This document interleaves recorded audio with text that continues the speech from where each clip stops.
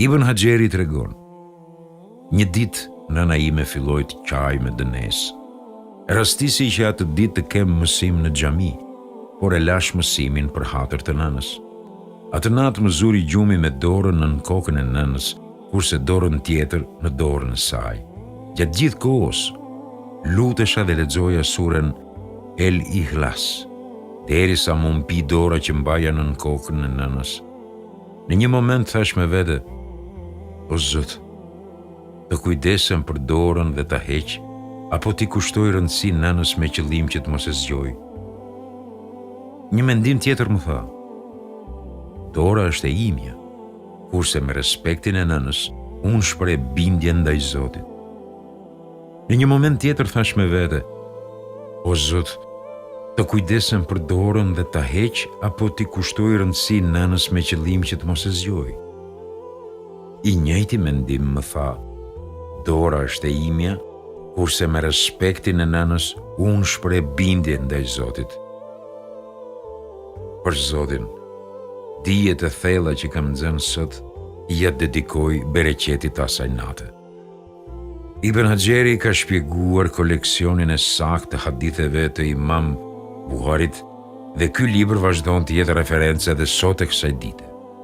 Gjatë bisedave me shumë biznesmen, i kam pyetur mbi sekretin e suksesit të tyre në biznes dhe shumica ma kanë pohuar se ky sekret qëndron të marrëdhëniet e mira që kanë pasur me nënën.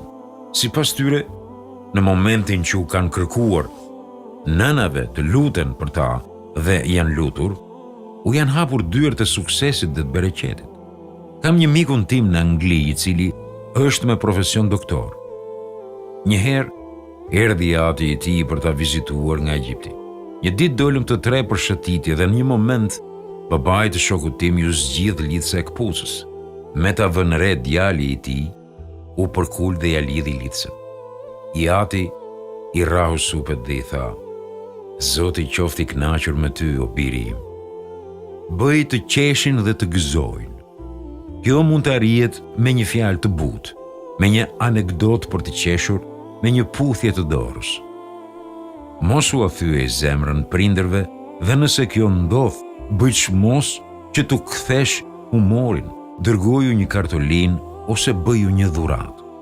Tregojnë shokët e profetit, paqja qoftë mbi të. I dërguari, paqja qoftë mbi të, ishte shumë bujar dhe zemërgjër. Por më shumë se kur, ai ishte bujar gjatë muajit të Ramazanit. Ai ngjante erës së furishme. Profeti, paqja qoftë mbi të, ishte bujar jo vetëm në çështjet materiale, por edhe me ndjenja dhe emocione. Le ta manifestojmë dashurinë dhe mshurinë dhe respektin në familjet tonë. Rinjt dhe të rejat mund të bëhen shkak që prindrit e tyre të mos divorcohen, dhe kjo duke krijuar lidhje të forta me ta. Kur një i ri vajti te profeti, paqja qoftë mbi të, dhe i tha: O i dërguari i Allahut, kam ardhur të luftoj në rrugë të Zotit. Profeti, paqja qoftë mbi të, ja ktheu: A i ke gjallë prindrit? Djali u përgjigj: Po, dhe i kam lënë duke qarë.